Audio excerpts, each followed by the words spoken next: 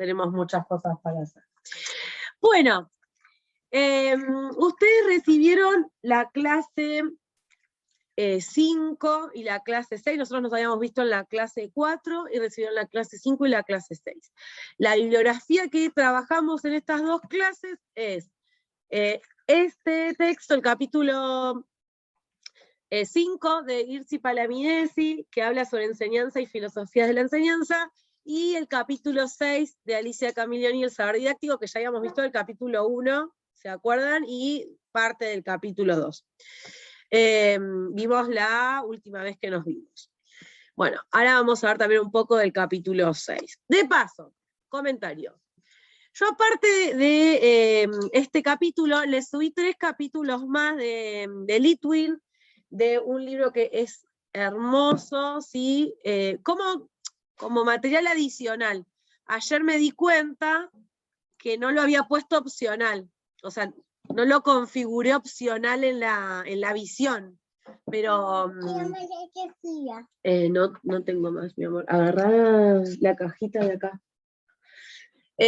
Pero les quería avisar que por eso no está contemplado dentro del texto de la clase ese material, sino que es como un material ampliatorio, o sea, el que tiene ganas, la verdad que no tienen desperdicio, o si en algún momento, después de esta cursada, tienen ganas de leer más sobre esos temas, y sobre la enseñanza, son muy buenos. Si llegamos, vamos a ver si abordamos algún otro concepto de esos capítulos, pero vieron que esta cursada es como muy acotada, entonces vamos a ver qué podemos hacer, pero les avisaba que es opcional para que en la locura del armado del parcial, de la lectura y de todo, no se desesperen, sino que focalicen en los capítulos como más prioritarios. Y después, cuidado, no apretes, que se moja. Ahí. Muy bien. Y lo otro que les iba a decir, que cuando armé las clases, ¿se acuerdan que yo les dije que las había configurado todas juntas? Lo otro que les iba a decir es que yo inicialmente la había pensado con un foro esta clase, lo tenía hasta configurado y todo, y ayer, cuando vi que no habían tenido tanto tiempo de contestar el foro anterior y no habían llegado todos a participar, lo volví a abrir, y me pareció que aparte tenían la consigna del parcial, iba a ser mucho poner otro foro más, entonces directamente lo eliminé. No lo saqué el texto de la clase porque ya lo tenía cargado el texto y era más engorroso.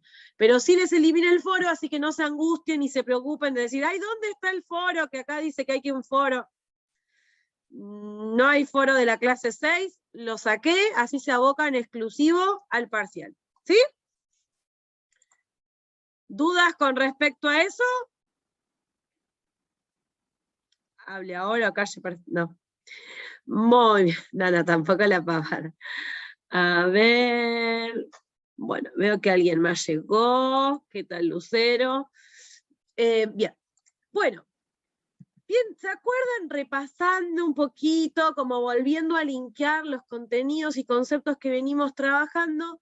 Veníamos hablando y en miras para pensar los esquemas que tienen que construir. Habíamos hablado de que existían ciencias de la educación, muchas, ¿no? Política educativa, ¿no? En filosofía educativa, sociología de la educación, entre otras, y nosotros nos estábamos abocando a lo que era la pedagogía y la didáctica. Pedagogía apuntaba al hecho educativo como tema complejo, ¿sí? Bien ampliado, ¿sí? Y todas sus aristas, y por eso se interrelaciona con todas las otras ciencias de la educación, y la didáctica puntualiza en la enseñanza. Habíamos visto esquemas, ¿sí? Y paradigmas, en el caso de Nervi, habíamos visto el paradigma técnico y el paradigma científico en el caso de la pedagogía, y habíamos hablado de didáctica general y didácticas específicas, que fue lo último que trabajamos. De paso, algo que vi en uno de los trabajos. Cuando hablamos de didáctica general y didácticas específicas, alguien me ponía, estudian cosas completamente diferentes. No, esto no sería cierto. En realidad toman temas comunes, porque todos son temas de la enseñanza y que atraviesa la didáctica, ¿Se acuerdan cuando vimos los ítems de justificación de la didáctica? Teníamos que, por ejemplo, estudiaba el currículum, estudiaba la evaluación, estudiaba las estrategias de enseñanza, ¿no? Tenía como todo un listado de concepciones y cuestiones que estudiaba. Bueno, la didáctica general los va a estudiar estos temas, y las didácticas específicas también va a estudiar estos temas. La diferencia... ¿Qué? Uy, se quedó ahí pegada. La diferencia que van a tener las didácticas específicas es justamente, como dice la palabra, la especificidad con que van a estudiar esos temas. Dale. Mientras que la didáctica general va como a generalizar, justamente, las didácticas específicas van a ser, podríamos utilizar como la idea de una lupa, ¿no? En que enfocan en un aspecto, ¿sí? Por ejemplo, la didáctica de nivel secundario va a estudiar, digamos, a cómo enseñar a alumnos de nivel secundario. La didáctica a nivel inicial va a estudiar cómo enseñar a alumnos de nivel inicial. Pero también va a estudiar evaluación, también va a estudiar currículum, también va a estudiar estrategias de enseñanza. ¿Se entiende? Entonces, las dos estudian los mismos temas, solo que la didáctica general lo toma como conceptos y constructos y aportes que sirven como a todos en general, y después va a haber didácticas específicas que van a descubrir constructos con respecto a esos mismos temas, pero que aportan a esa especificidad, ¿sí? Pienso en lo que es la didáctica especial. Ustedes tienen profesorado de biología, van a trabajar seguro didáctica de la biología, didáctica de la física, de la química, ¿sí? Porque hay maneras específicas de enseñar esas ciencias. Entonces, bueno, a eso nos referimos con didácticas específicas. Pero también vuelvo a trabajar evaluación, por ejemplo, vuelvo a trabajar currículum, vuelvo a trabajar los mismos temas, solo que la didáctica de la biología va a estudiar cómo evaluar los temas de biología. Cuando trabajo estrategias de enseñanza, la didáctica de la biología va a estudiar qué estrategias de enseñanza son útiles para enseñar biología. ¿Me explico? Bien, todo focalizado. ¿Sí? ¿Vamos bien? Yo hasta ahora veo a Tatiana y ella me hace que sí, así que como el resto Sí, no sí. opina. Es como que se complementan en un punto también.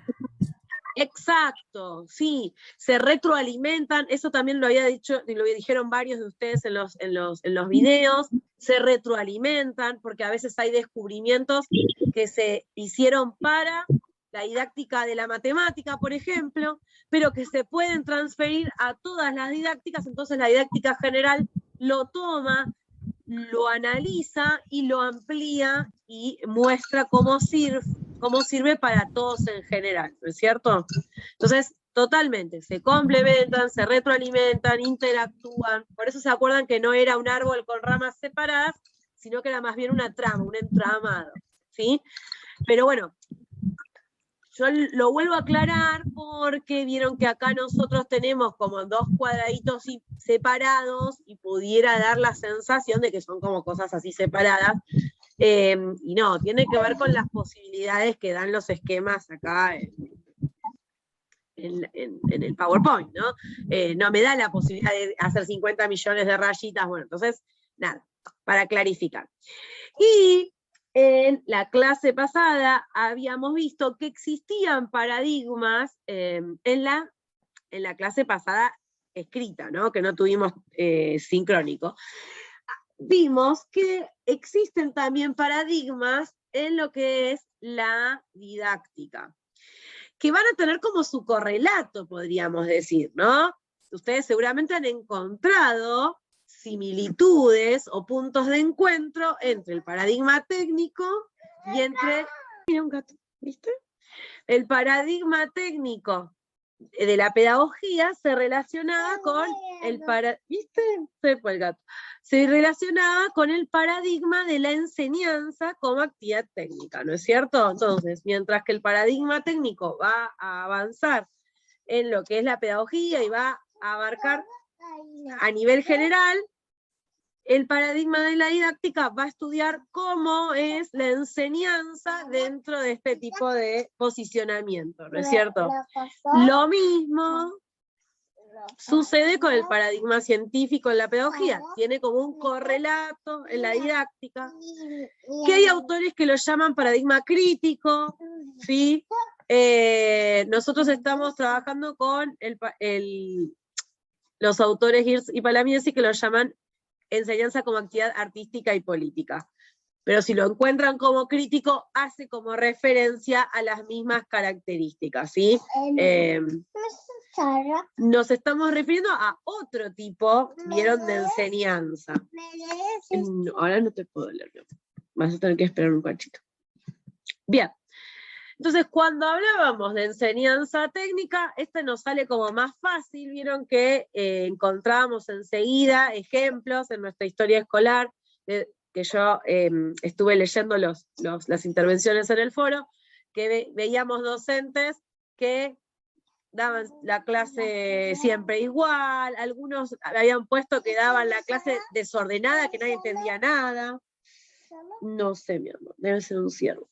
Que es mecánica, ¿sí? Sí.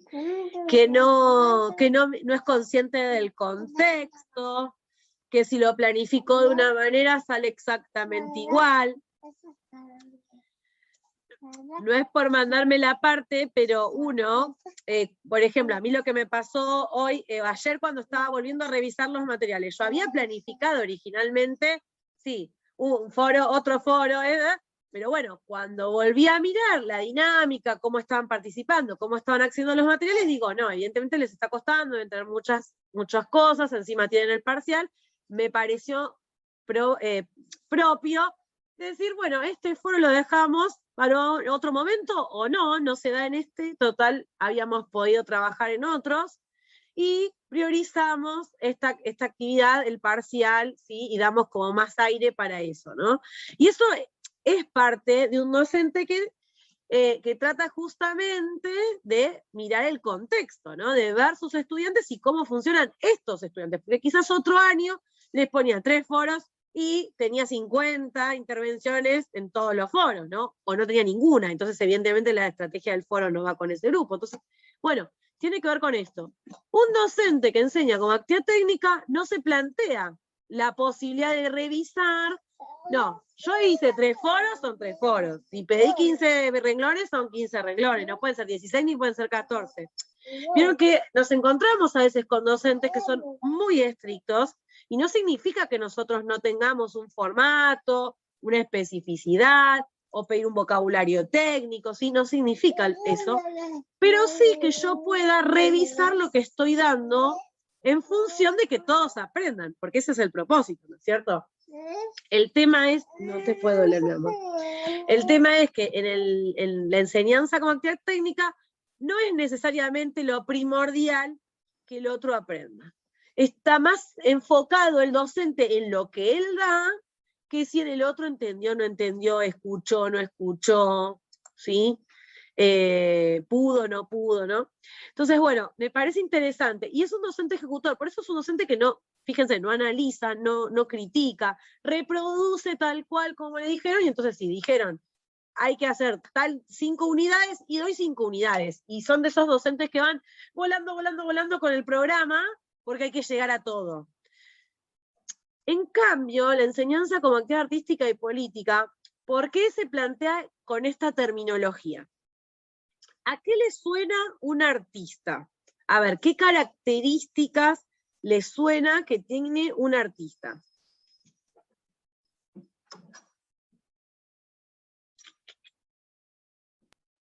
Que es creativo, libre. Bien, creativo, libre. A ver, alguien puso algo en el chat. Crea. Y quise escribir improvisa, pero me salió cualquier cosa. Ah. Usualmente no tienen un orden tampoco.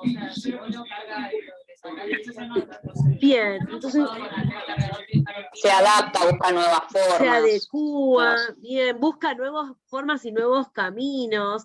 No vamos a encontrar, por más que pueda tener un estilo propio, sino vamos a encontrar que copia y pega lo mismo todas las veces. Imagínense que no nos imaginamos un Van Gogh, por ejemplo, copiando y pegando los girasoles 50 veces. No tiene sentido volver a pintar lo mismo de la misma manera, con los mismos colores, ¿no? Pierde el sentido y pierde el goce estético. Bueno, y tiene que ver con esto. A ver, ¿alguien más puso por acá? Lo puse al revés, profe. ¿Cómo? Lo tenía, los conceptos los puse al revés en la explicación del foro. Quizás ahí se va a dar cuenta, Argüello, me parece que lo puse al revés. Ah, bueno, puede ser. No terminé de corregir los foros, así que me aboqué a corregir los trabajos y no terminé de corregir los foros. Cerré uno que lo tenía abierto y contesté, pero no se organiza. Sí, también. Por eso cuando dijeron improvisa, es verdad que en el artista se nota más, como que se dan la improvisación, pero en el caso del docente puede improvisar, o sea, pero no necesariamente vivir improvisando, ¿no? Y ser un improvisado. Entonces, no es lo mismo. ¿Por qué apuntamos a esto? Porque un docente lo que tiene que hacer es planificar. Y cuando planifica, ahí está, para que podamos votar sobre lo que seguimos ahora a continuación. Entonces, a partir del chat, ¿sí? Ustedes agarran, entran a ese link y votan. ¿Sí? ¿Con cuál de los tres están de acuerdo?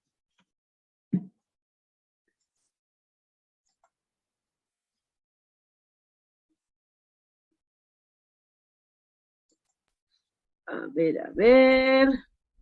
Esperen que vamos a pegar de vuelta para los que entraron recién. Entonces, entran en el link y votan. ¿Entendieron? ¿No entendieron?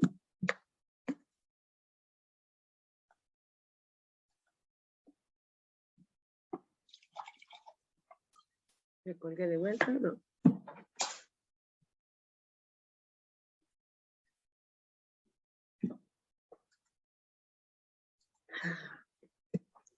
Listo, profe.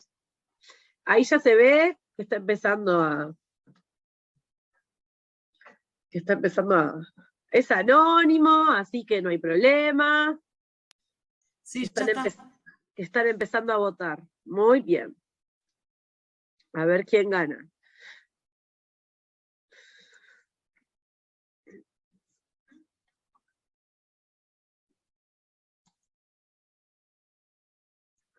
Muy bien.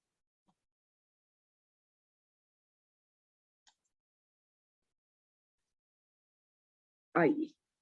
Muy bien. Bueno, felicitaciones. No sé cuántos somos ahora en la reunión, pero a ver, tenemos...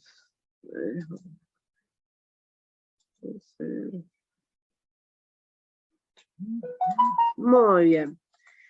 Parece que tenemos 18 más o menos, así Me que... puse a actualizar, lo puse después. No sé. ¿Cómo? Después me puso a actualizar, yo le puse a actualizar. No sé si Dale, no, apareció a mí. ni idea. Seguramente. Porque viste que se fue incorporando los votos de todos. Muy bien. La pregunta era, ¿con qué opción estás más de acuerdo? ¿Enseñanza y aprendizaje como dos procesos separados completamente? ¿Enseñanza y aprendizaje como dos procesos interrelacionados? ¿O enseñanza y aprendizaje como un solo proceso? Muy bien. La pregunta es, ¿la bibliografía qué decía? Vayan ahora a la clase, a ver, a chusmear. Esto era de la clase pasada. A ver, ¿cuál era el proceso? El proceso, los procesos, ¿cómo estaba bien dicho?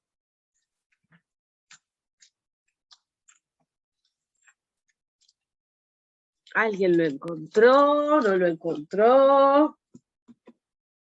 Eran dos procesos diferentes y que estaban interrelacionados. Lo dijo, o sea, estaba en lo que usted escribió, que por eso contesté porque leí el texto y estaba muy bueno. Es muy fácil de leer, eso es lo que tiene de interesante, que lo lees y querés seguir leyendo porque te atrapa. Es así, sí, y bien clarito hasta los esquemitas y todo. Bueno, bien. Justamente, cuando yo igual les traje, lo puse en el Power para mostrárselos. Cuando hablamos de enseñanza y aprendizaje, pasan varias cosas. Hay autores que van a hablar de que la enseñanza y el aprendizaje son dos procesos separados. Por otro lado, va a haber autores que hablan de la enseñanza y el aprendizaje como si fuera una sola cosa. Pero la pregunta es, si fuera una sola cosa, la enseñanza y el aprendizaje, ¿por qué hay alumnos que no aprenden?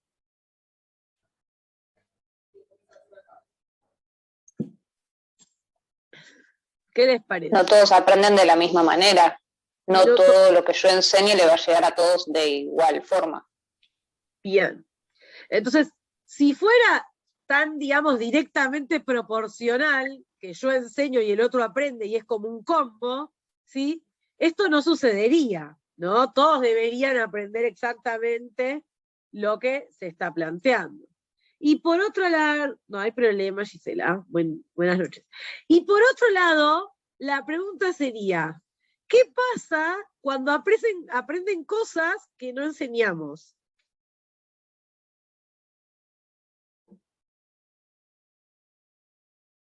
¿Qué les parece? Eso lo interpreto de dos formas, perdón. Una, porque ya lo traían desde afuera, desde saberes externos, y bueno, sí, igual todo va a lo mismo, porque en cuanto a sus propias experiencias o sus saberes previos, adaptan esa enseñanza que yo le quiero dar. Ellos lo aprenden de esa forma, incorporando cosas propias. O lo aprenden siendo autodidactas, que no tienen que ver con la enseñanza y sí con el aprendizaje. Enseñanza sistemática. Bien, también. Entonces, ahí estamos mencionando varias aristas de esta cuestión, ¿no? O sea, se puede dar que yo enseñe y mi estudiante aprenda otra cosa, porque viene con enseñanza autodidacta, que él mismo o ella mismo investigó, leyó. Me pasa con mis estudiantes de filosofía, que tengo uno que está fascinado con la filosofía y me dice, ay, leí tal cosa, leyó mucho, les diría que más que yo, como yo no soy, digamos, de la rama de filosofía, sino que soy de ciencias de la educación, entonces he leído de filosofía para preparar las clases, pero no es, digamos, mi campo específico. Entonces, a veces sale, ay, profe, leyó tal otro texto, buenísimo, lo vemos. Sale con preguntas que a veces no tengo respuesta y tenemos que investigar y buscar, y bueno, tiene que ver con esto, con autodidacta. Él mismo busca y busca más porque le encanta. Pasa, con respecto a lo que dijo Tatiana recién, que al traer saberes previos, ¿sí? Nuestros estudiantes pasan por el tamiz de los saberes previos lo que yo le enseño. Entonces quizás yo estoy hablando de una cosa, pero mi estudiante cuando yo le digo tal palabra, entiende otra. ¿Sí? Entonces, vos decís, ay, pero si yo lo expliqué. Vieron que la típica del docente, yo lo expliqué. Y uno dice, pero si yo lo expliqué. Y es porque justamente no vemos qué pasa. Hoy justamente hicimos este ejercicio de votar para ver los saberes previos, o si habían leído, bueno, mejor, pero vieron que pasa mucho a veces, y incluso a veces encontramos en textos académicos, que se hace como una sola cosa lo que es enseñanza-aprendizaje. Pero en realidad los autores a donde van a apuntar, a donde van a apuntar es a decir, existe la enseñanza como proceso, existe el aprendizaje como proceso, ¿sí? Son dos procesos, ¿sí? Pero existe una conexión, porque si no, no existiría educación. o sea, no existiría, no existiría el acto educativo. O sea, si hay enseñanza al vacío y aprendizaje en soledad, o sea, ¿dónde está la educación? ¿No es cierto? Entonces, tiene que existir este lugar de encuentro, este momento de encuentro y esta construcción de saber de encuentro, ¿sí? En donde se da la conexión entre lo que yo enseño y lo que mis estudiantes están aprendiendo. Y cuando se da el proceso de que mis estudiantes aprenden lo que uno pretende que aprendan, uno se siente como docente, lo logré. Pero bueno, no siempre se da. Y por eso hay que hacer retroalimentación, ¿no es cierto? Volver a chequear, a ver qué entendieron, y por eso vieron que a veces hacemos esas actividades de foro, de actividad, de esto, y decimos, pero ay, profe, o preguntamos en clase, ay, profe, pero tanto. Bueno, porque es la manera en que nosotros podemos saber si están siguiendo la materia. Vieron que con esto del sincrónico, vieron que algunos participan, no todos. Entonces, que uno ve caritas de 3, 4, entonces, ¿cómo sabemos si están acá, no, si se fueron, están lavando ropa y quedó ahí la cámara conectada solita, ¿no? Entonces, bueno, bien.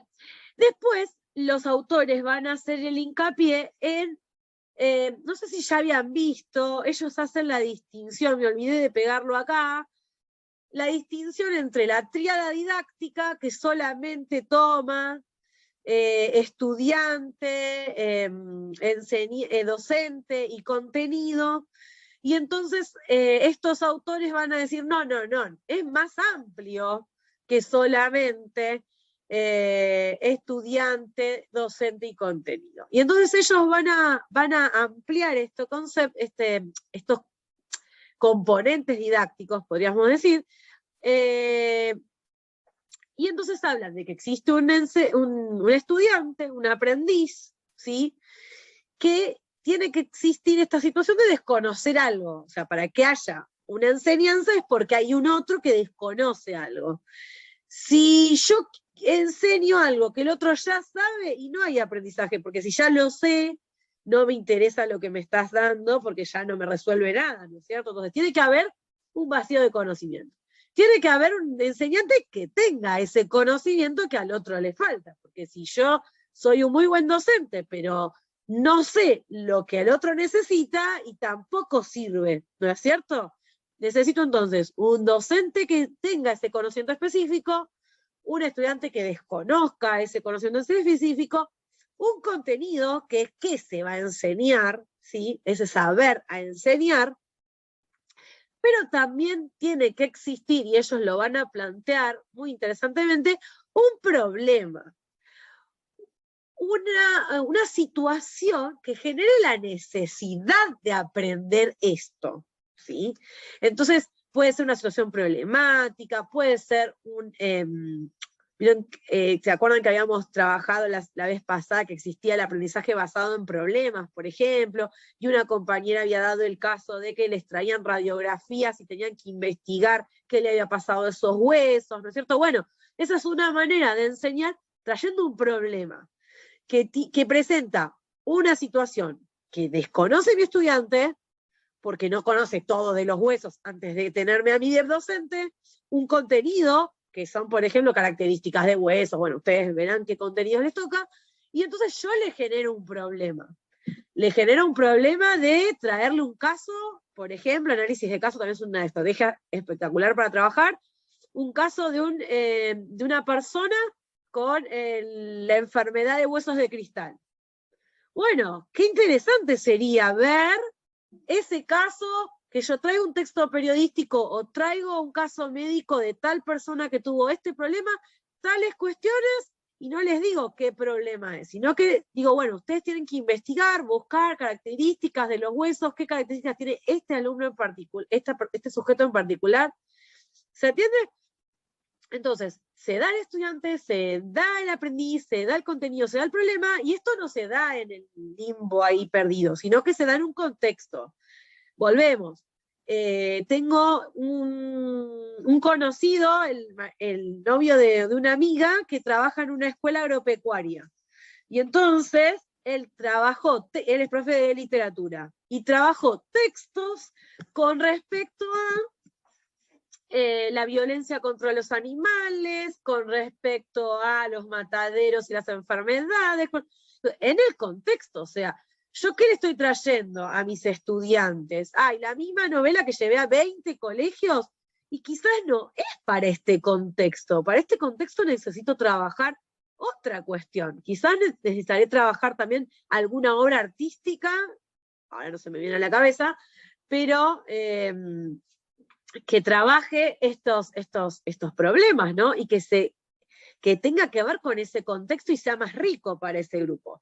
Eso va a ayudar a la motivación, a que se tomen parte, ¿no?, en esto, y que exista retroalimentación, que es esto que les decía, generar situaciones para que mis estudiantes me digan cómo vienen, ¿sí? No es que yo pregunte, ¿cómo venimos? ¿Bien? Bien, listo, vamos, seguimos. Esa es una manera, pero no es la única, y sabemos que por más que yo les diga, ¿cómo venimos? Me dicen bien, y bueno, sirve para seguir, porque no hay nada demasiado terrible, pero no necesariamente entendieron todos lo mismo que yo pretendo enseñar. Bien. Otra cuestión que trabajaba el texto, hablaba sobre la enseñanza a lo largo del tiempo. Esto lo vamos a pasar muy por arribita, porque es más que nada lectura, ¿sí?, del texto.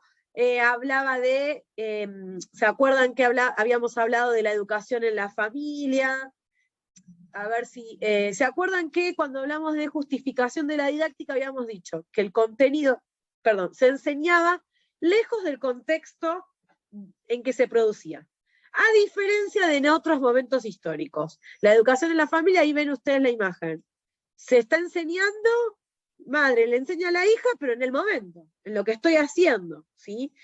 Después pasó a una enseñanza a cargo de un personal especializado, como eran las institutrices, tutores, ¿sí? En películas tipo Mujercitas o de esa época vamos a encontrar al tutor yendo a la casa a enseñar, ¿sí? Y después ya nos encontramos con red de escuelas patrocinadas por la Iglesia, ¿sí? Inicialmente organizadas solo por la Iglesia, donde ya hay un currículum establecido, ya se le pretende enseñar a leer y escribir a la población, siempre para conocimientos como más básicos y así. Y finalmente, a partir de los estados nacionales, aparecen los niveles educativos nacionales, porque ahora se pretende formar un sujeto. Entonces, en función de formar un ciudadano propio de este Estado nacional, es que surge esta educación dada por el Estado, que luego va a ser laica. ¿Vieron? No sé si llegaron a ver en alguna materia la ley 1420 o no. O estoy hablando de chino básico. ¿Le suena? No le suena para nada. Bueno, la ley 1420, esto nada, chivo, entre paréntesis, como para no dejarlos en la nada, es la ley que pone a la educación gratuita, laica, universal, ¿sí?, en nuestro país. Antes de eso, la educación no era para todos, y no era laica. Entonces, en función de eso, a ver, sí, en práctica docente. Bueno, alguien lo vio en práctica docente. Bien, bueno, fíjense, esto se enmarca, ¿vieron?, en estados nacionales. Pensemos en Sarmiento organizando institutos de formación docente para las docentes de Argentina, ¿no? Bueno, habla de una organización, de un pensar cómo va a ser este país, ¿no? Bueno, y esto no se dio solamente en Argentina, fue un proceso que se dio en todos los estados nacionales. Bien, ahora, esto que mencionábamos recién, este tipo de sistemas educativos surge con cierta intencionalidad, buscando formar, y se los puse en negrita y en grande para que se acuerden, un tipo de hombre, un tipo de sociedad. Entonces, siempre acuérdense, y esto lo vamos a volver a tomar en currículum, siempre que uno lee el diseño curricular, lee las planificaciones, lee las políticas educativas, tengo que saber que atrás hay una, aunque no esté explícito, a veces está explícito, pero aunque no esté explícito, hay un tipo de sociedad y de sujeto que se quiere formar, ¿sí? Puse formar un tipo de hombre, no de sujeto o de hombre y mujer, porque piensen que estamos hablando de estados nacionales, surgen a partir de la Revolución Francesa, cuando aparecen los derechos del hombre, ¿sí? En función de ese contexto histórico, no porque no se entienda que incluimos a toda la sociedad, pero bueno, es porque en ese contexto histórico todavía tampoco era muy importante educar a las mujeres, ¿no? Claramente. Después va a llegar también la educación a las mujeres de manera universal, de manera obligatoria, ¿sí? Bien, piensen que en un momento fue solo escuela para hombres y las mujeres, que en todo caso eran más pudientes y tenían una institutriz en casa, tenían formación, si no, era nada. Entonces, bueno. Ahora bien, estos estados nacionales organizan la educación de una manera particular. Y yo les vuelvo a copiar el link. A ver. Y, a ver, espérenme un segundito, porque vamos a compartir, pero la siguiente votación del día de hoy. Ahora, marquen el nivel en que estos conceptos los asocian con escolaridad. Siendo 1, vieron que desde 1 a 5. Entonces, tienen que arrastrar el botoncito. Siendo acá abajo, si no lo relaciono nada con escolaridad, y acá arriba, completo todo. O puede estar en el medio. Mucho, más o menos. Bueno. ¿Se entiende? ¿No se entiende? ¿Me expliqué bien?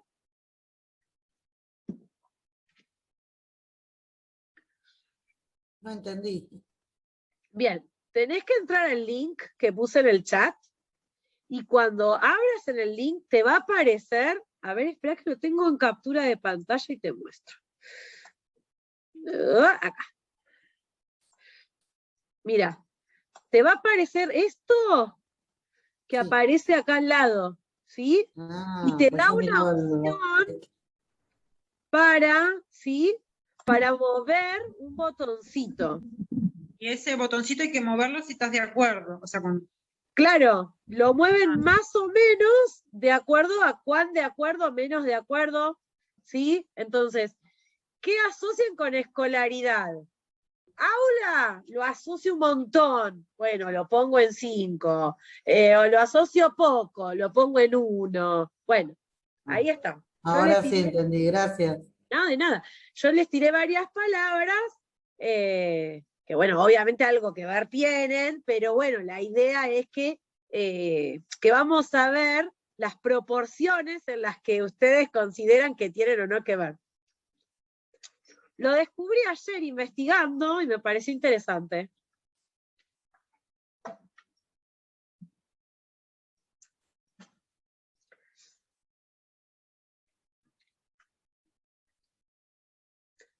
Bueno, hasta ahora 5 votaron. Vamos, vamos, que pueden. Y es como que la aplicación va sacando como el promedio. Si por ejemplo hay muchos que ponen 5 y uno pone 1, te lo baja un poquito, ¿sí? Si muchos ponen 1, pero hay un par que ponen 5 o 4, te lo sube. Y así, ven que cada voto o sube o baja. La verdad que este Mentimeter lo descubrí este año en una conferencia. Me parece re interesante como recurso para, ¿vieron? Las videoconferencias, porque mínimamente los obliga a interactuar. Algo es algo. Una de las cosas que nos explicaba el profesor de sociopolítica es que los currículums y la educación estaba como siendo como una de las herramientas que tenía el sistema económico para incorporar a las fábricas, al obrero, vendría a ser. todos nosotros, y que, o sea, que la escuela y el currículum se dividían y se segmentaban como en la industrialización. Bien, sí, en clases. Sí, muy interesante el aporte, gracias. ¿Quién había sido? Vika, creo. Sí, Vika era. Sí, bueno, a mí me tocó justamente investigar en la materia Historia Educativa, Historia de la Educación General, y justamente me pareció re apasionante este aspecto, ¿no? De la formación de los sistemas educativos cuando surgen. Y yo, digamos, en lo que me basé en mi investigación fue justamente en empezar a recabar textos y cuestiones en donde se pregonaba que la educación era para todos y todas, digamos, pero estaba surgiendo desigual y por clases. Desde el inicio, es impresionante, lo va a trabajar Marx, y él va a decir que el revolucionario se transforma en conservador el día después de la revolución. Y es tal cual. O sea, los burgueses y la clase trabajadora habían trabajado juntos para derrocar a la monarquía. Pero en el momento que ya habían logrado derrocar a la monarquía, la burguesía habla de una educación para todos, pero no es la misma educación para todos. Y entonces va a plantear una educación básica, con las herramientas como más básicas, piensen en esa época, lectura y cálculo, nada más, como para que justamente sean buenos trabajadores a nuestras fábricas y nuestro emporio. Y una educación culta, de organización, de dirigencia, ¿no? Diferente para las clases acomodadas. Y si no nos vamos hace tanto, nos vamos un poquito más atrás, piensen que la educación secundaria, al no haber sido obligatoria por muchos años, fíjense que la educación primaria era obligatoria y era como lo básico. Lectura, escritura, cálculo, como conocimientos generales, ¿no? Eso es lo que se pretendía por muchos años en la Argentina. Y con eso ya alcanzaba para ser un empleado de lo que sea, ¿no? Y como que la educación secundaria brindaba otro tipo de saberes adicionales. Vieron que a medida que se universaliza un espacio del sistema educativo, los grupos hegemónicos corren la vara, ¿no es cierto? Entonces, cuando la secundaria se transforma en universal, ya no solo alcanza con un título secundario, viste que tenés que tener como un título superior universitario. Y hoy por hoy, que se está haciendo como más común la existencia de títulos universitarios y de títulos superiores, nos estamos encontrando con que se está corriendo un poco más a posgrados. Entonces es como que siempre te lo corren, ¿no es cierto? Y quedamos como atrás. ¿Por qué? Porque obviamente, yo creo que, no sé si lo han visto, hay una viñeta, no lo traje a colación porque ese no era el tema de la clase, pero hay una viñeta en el que dice, damos las mismas oportunidades a todos, es la misma carrera para todos. Y entonces están todos como listos para correr. Pero mientras que el nene, entre comillas, más acomodado, tiene todo liso para correr, el otro tiene como dificultades de no tener conectividad, no tener alimentación, no tener... Entonces, tiene como escalones y trabas y tiene que, sí, correr la misma carrera, entre comillas, la misma carrera, pero claramente, después decimos, no, y el otro llegó primero, porque era más inteligente. Bueno, pero ¿qué tuvo que sortear el otro estudiante, ¿no? Para llegar. Pero bueno, me alegro que lo estén viendo. Sí, es que las posibilidades nunca son igualitarias, queda en la utopía, pero Sí. no va a ser lo mismo nunca alguien que crece con facilidades para y que uno que le cuesta cada material. No es Totalmente. lo mismo. Pero bueno, así todo, el docente Giroux va a hablar de un proceso de resistencia. Él va a hablar de lo importante del docente como generando resistencia, en consonancia con esto que hablábamos de Freire, de liberadora, de la educación liberadora, y en función de esto del docente crítico. ¿Por qué? Porque yo, Tenti Fanfani no, ay, se me fue el nombre, bueno, hay un autor que fue ministro de Educación y ahora se me fue el nombre, que él dice, hay familias pobres que mandan a sus hijos a escuelas pobres y ¿No es entonces Trotsky? consiguen... ¿Cómo? ¿No es Trotsky? No. Pero después lo busco y se los paso, porque ahora se me fue el nombre. Entonces consiguen títulos pobres y consiguen trabajos pobres, tienen familias pobres y él habla del círculo de la pobreza, ¿no? Y como esta retroalimentación. Bueno, y como que parece como que no hay nada que se pueda hacer porque siempre es lo mismo, porque claro, la escuela pobre no tiene recursos, no tiene mobiliario, no tiene ni estufa, pobrecitos se mueren de frío, ¿no? Tiene como un montón de cuestiones. Bueno, ¿qué va a decir él? Donde se genera el cambio, donde se puede generar el corte, es en la resistencia que puede hacer el docente, abriendo ventanas, abriendo posibilidades, en vez de quedarse con que, bueno, no hay nada más que hacer, bueno, ¿qué puedo hacer con lo que tengo? ¿Qué posibilidades tengo para enseñar a mis estudiantes? La vimos en el curso inicial. Muy bien, lo de la viñeta, genial. Bueno, fíjense que hasta ahora todos estuvieron de acuerdo que en escolaridad, o casi todos, está súper relacionado con escolaridad los estudiantes. O sea, sin estudiantes no tendríamos escuela.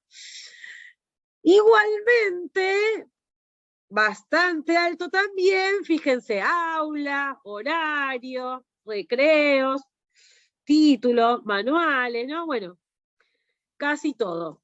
¿Por qué? Era trampa, igual no les puse ninguna que no se relacionara a nada. Pero quería ver qué incidencia ponían en cada uno. Bueno, tiene que ver con que la escuela fue formada desde el inicio con ciertas características que nos hacen pensar, esto es una escuela, ¿sí? En un espacio especializado y acotado, ¿sí? Como por ejemplo, hablamos del aula de clase, fuera del espacio de conocimiento, vieron que pensamos en aula y pensamos todos como en lo mismo, un pizarrón, unos bancos, unas mesas, ¿no? Unos pupitres, un escritorio, ¿no? Tenemos como esa imagen a la cabeza. Pensamos en escuela y también pensamos en ¿qué? En aulas, en un patio en el medio, ¿no? Bueno, tiene que ver con las características la escuela, ¿sí? Que se sostienen a lo largo del tiempo. El horario, vieron mosaico, que tengo matemática, lengua, biología, física, química, como más desestructurado, como más organizado y separado. Los tiempos, el hecho de la gradualidad, que hay primero, segundo, tercero, cuarto, quinto, qué se enseña en primero, qué se enseña en segundo, que está organizado. Bueno, todas estas cuestiones hacen que al ser tan fijas y al haber durado tantos años, cueste mucho a veces pensar la escuela de una manera diferente. Por eso pasó, ahora en pandemia fue súper interesante como para analizar, que hubo escuelas que daban, por ejemplo, los Zoom en el mismo horario, de la misma manera, hasta escribiendo en el pizarrón el docente, o sea, como que no podía pensarse de otra manera la escolaridad, ¿sí? O, no digo todos, pero ha pasado como que se querían aferrar al horario, al recreo, a todo. Dio posibilidades de pensarse de otra manera, en otra estructura, unificar cuestiones para simplificarle al estudiante, armar proyectos para poder que no tenga que entrar 30 trabajos por plataforma y pueda integrar, ¿no? Hay algunos que sí pudieron generar otras propuestas, pero hay otros que se aferraron mucho a la estructura básica. ¿Por qué? Porque tiene que ver con esta gramática que cuesta desestructurar.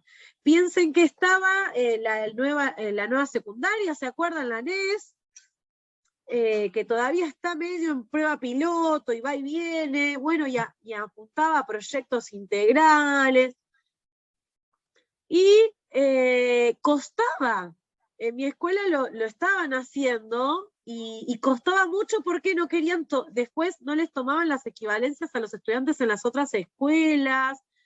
Entonces, el sistema... lo que alguien pregunta cómo es la NES. La nueva educación secundaria, que no sé si va a llegar, digamos, a institucionalizarse para todos, lo que hay por el momento son escuelas piloto, que no sé tampoco si siguen en pandemia, ¿no? Pero lo que se hacía era, por ejemplo, tutorías especiales en primer año, en segundo año, tenían como un tutor que los acompañaba como en toda la trayectoria educativa, y que iba transitando con ellos. El mismo profesor era el tutor de primero, segundo, tercero, cuarto, quinto, como para acompañar la trayectoria de esos estudiantes. Después, lo otro que se daba era que había proyectos integrando materias, y se ponía una nota entre esas 3 materias, que impactaba en las notas de las materias, pero que era muy interesante porque trabajaban las materias construyendo, hacían encuentros las docentes para dialogar sobre los avances del proyecto que se iban teniendo en cada grupo. Pero cuesta, hay resistencia, porque el sistema está muy organizado en estos horarios tan fijos. Aparte, siempre hay un componente económico, ¿no? Que si yo quiero tener a varios docentes al mismo tiempo, ¿alguien que preguntó por la nueva secundaria o no? Sí, yo, profe. Gracias Listo por explicar. Bueno, entonces, ¿se entendió? Digamos, eso es lo que yo conozco de las escuelas pilotos. Sí, es muy raro porque hasta yo estoy muy acostumbrada de ver la escuela de una manera y sería muy raro ver ese tipo de escolaridad ahora. Pero podría implementarse también. Claro, bueno, lo que apuntaban era que, por ejemplo, el alumno no repita todo el año, sino que, por ejemplo, pase de año con las materias, digamos, que aprobó, y le quede, digamos, las materias que desaprobó nada más. Porque, a ver, seamos sinceros, un estudiante, por ejemplo, aprobó 9 materias, pero como se llevó 3, 9 de 12 las aprobó, y 3 desaprobó, ya no pasa, y tiene que volver a repetir las otras 9 que sí aprobó. Es un tema, ¿no? A revisar. Si lo vemos, o sea, en la universidad esto no pasa, en el profesorado no pasa, o sea, yo la aprobé y listo, ya me quedó aprobada y sigo. Lo que pasa es que, bueno, tiene que ver con una lógica de que todos hagan lo mismo en el mismo tiempo, y tiene que ver con un tiempo también de que todos estén en un lugar, ¿no? Vieron que esto pasó Sí, en pandemia. se ve, profe, que es un problema también a veces cuando, por ejemplo, hay chicos quizás de 20 años, también en un lugar donde hay chicos de 16 años, también es un problema, porque no puede pasar el chico de grado. Claro, sí, lo dejan ahí estancado. Bueno, no debería haber un chico de 20 años en un grupo de 16. La realidad es que ya tendría que estar en secundaria de adultos por la edad. Si es mayor de 18 y está muy desfasado, tendría que estar en secundaria de adultos. Pero por un tema evolutivo, no digo que es matarlo, ¿sí? Sino que claramente los intereses y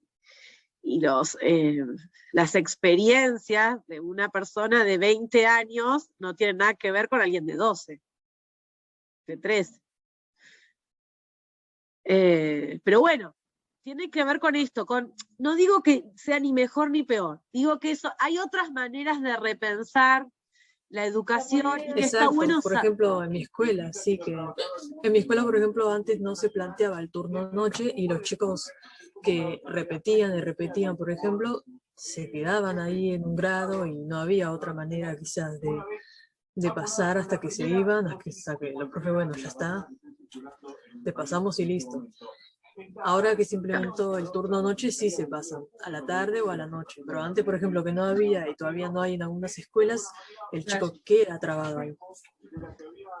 Ahora. Pero bueno, es buscarle la vuelta, por eso digo, no tengo la solución para nada, pero es interesante poder pensar otras maneras. Hay lugares, acá Jorge nos decía que lo pasaron para adultos. Sí, suele pasar por un tema de, ya les digo, de distancia de edad y aparte por un tema legal, gente. A ver, ustedes son docentes. Tener una persona mayor de edad con niños menores de edad es un riesgo.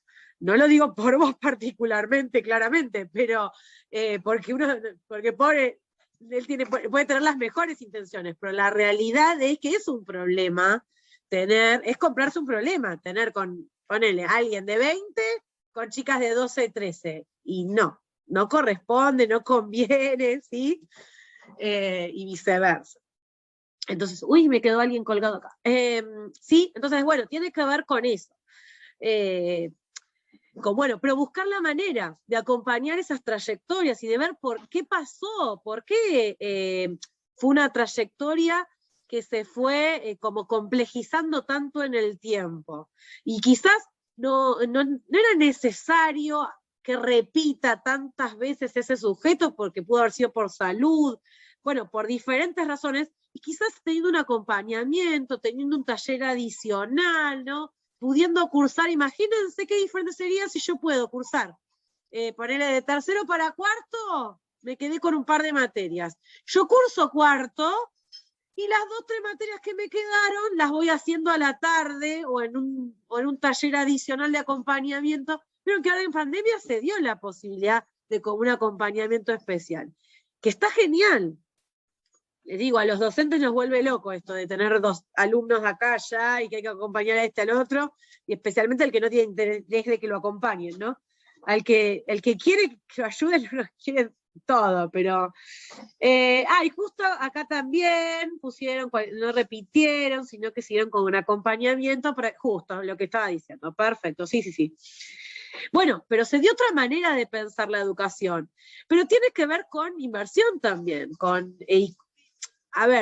dar a veces horas extras, porque lo que pasa siempre es que a veces al docente le encajan todo por el mismo dinero y cuesta, porque el docente, yo les hablo con sinceridad, el docente es el mismo que tiene que dar clases en muchos cursos y a veces sumándole más actividades, se complica. Entonces no es a veces mala voluntad, es esto, que no te dan los tiempos físicos.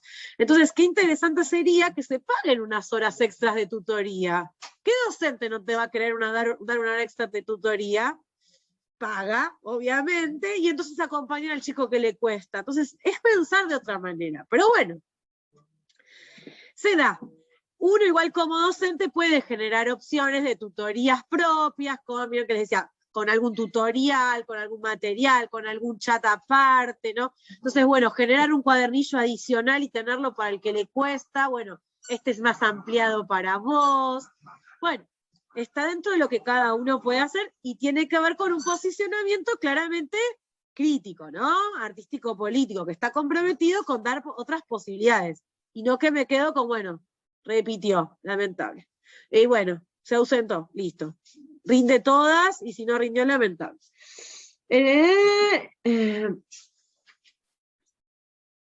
Mira, acá pusieron que en la secundaria de Lucero se implementó un tercero F, claro. Entonces, ¿dónde se iban sumando? Siempre y cuando no quede como el descarte del colegio, ¿no? Siempre y cuando sea como al contrario, para acompañarlos, para poder nivelarlos y reincorporarlos al resto de los grupos, está genial. Ahora, cuando llega una estigmatización, no es bueno para ese estudiante, ¿sí? Entonces, es importante el acompañamiento. Bueno, vamos a dejar por hoy, porque ya son 8:05, así que después, cualquier cosa, nos quedaban algunos conceptos, van a ver que yo igual les voy a subir el Power, pero los retomaremos cuando volvamos de las vacaciones, no se preocupen, pero así respetamos el horario. ¿Alguna duda, consulta? Mica. Sí. Sí, yo le quería preguntar, porque hay que relacionar 15 conceptos para el parcial. ¿Entra esta unidad 6 también? No es una unidad 6, es la clase 6. Bueno, la clase 6, perdón. Ah, sí, entra dentro de la unidad 2. Sí. Y otra consulta que tenía, el paradigma crítico, ¿a veces no toma cosas del técnico en algún contenido específico? ¿Cómo qué? Para enseñar matemática, para enseñar algunas cosas de química, o sea, me parece que en algunas cosas hay que ser muy específico y muy ordenado y muy técnico, por así decirlo, para poder dar ese material ordenado y prolijo y que tenga un aprendizaje.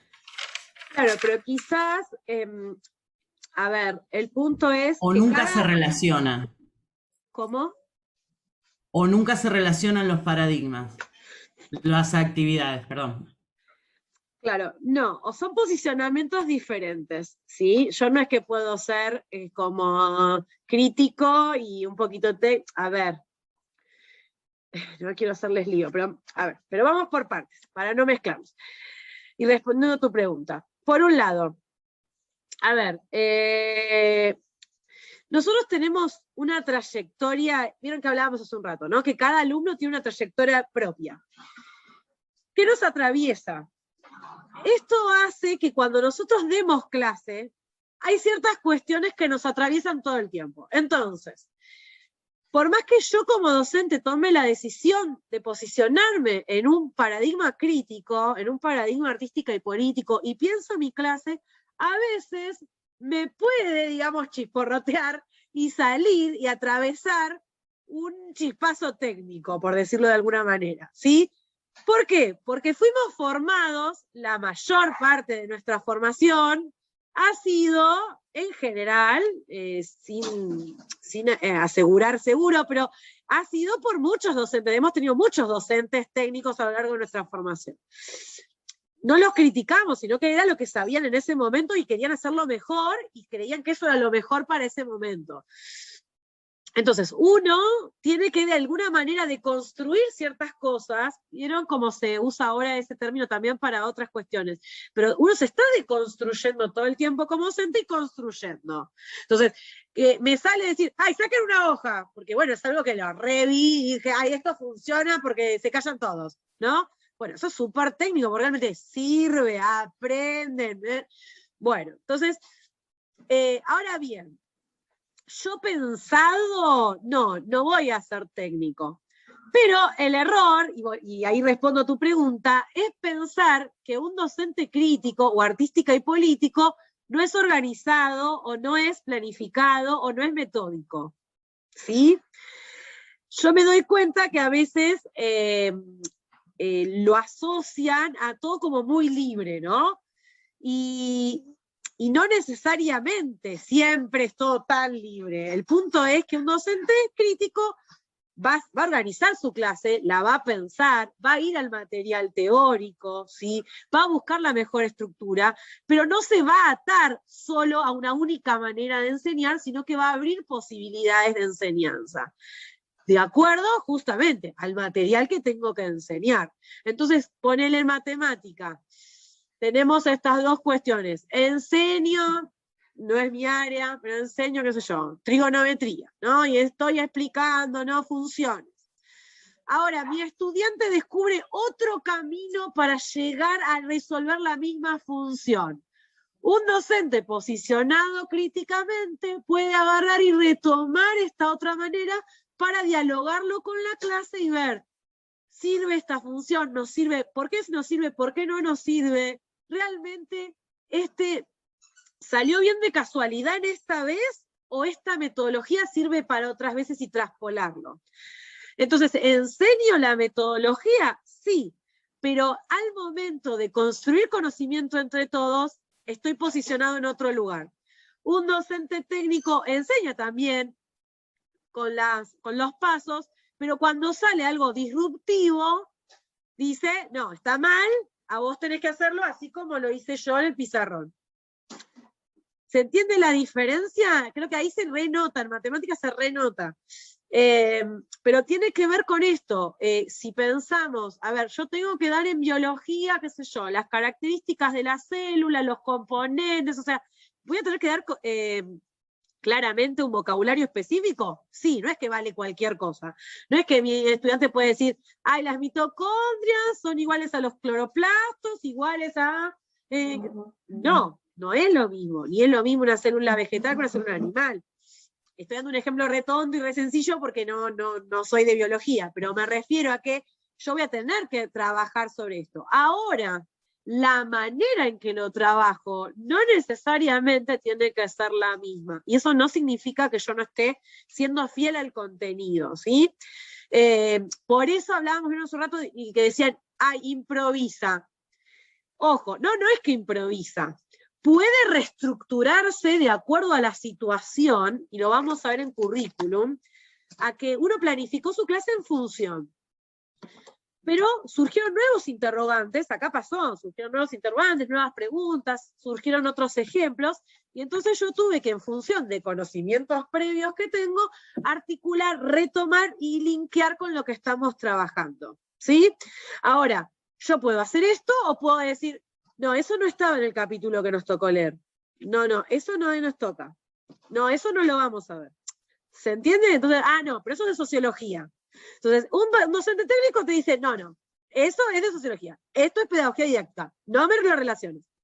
Sí, estoy dando un ejemplo como muy exagerado, pero es esto. Entonces, hay contenido, hay base, no es que me siento acá a hablar de la nada, porque eso no es ser un docente crítico, ¿sí? Ojo, porque a veces digo, ay, es súper simpático, es entretenido, nos habla, nos consulta, pero no dio contenido, se pasó todo el año divagando y tampoco me sirve, ¿sí?